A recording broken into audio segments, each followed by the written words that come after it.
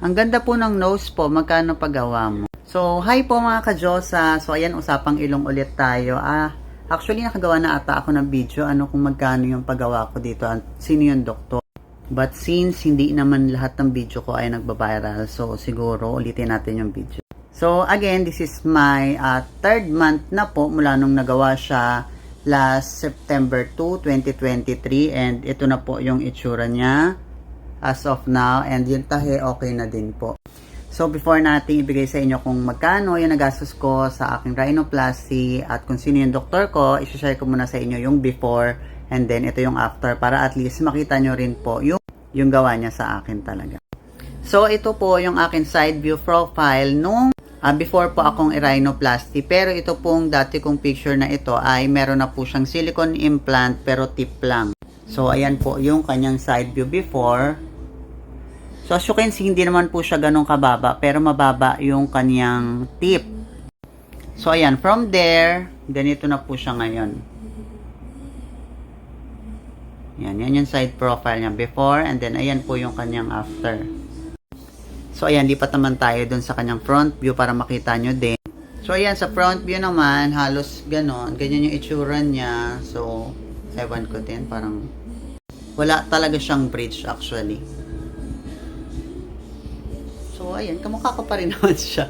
But as you can see, nagmukha siyang mas manipis ngayon. Ayan, and then meron na siyang ganito. Pero hindi na siya inhaler trim. So, yung ilong ko na yan, ayan pa rin yung alar niya. Ang nilagyan lang ni Doc ay tinaasan niya lang yung tip natin and then inayos niya yung ating bridge. So, ayan na yung before ko and then ayan na po yung after. And yes, I'm so happy with the result. So, now mga ka-Diyosa, lipat tayo kung sino ba yung doktor na gumawa ng aking ilong. Honestly, na-flex ko na ito ng ilang beses na dito sa aking TikTok account. So, ang gumawa po ng aking ilong ay si Doc_Lau Cosmetic. So, ayan po siya. So, for any inquiries po at gusto niyo rin po ng ganitong klaseng ilong is i-PM nyo lang po siya dito sa kanyang page. So, ngayon, lipat naman tayo kung magkano. So, ayan, when it comes to prices naman po, they have different procedure na ino-offer, which is dalawa lang naman yon. Meron silang silicone and then yung Gore-Tex.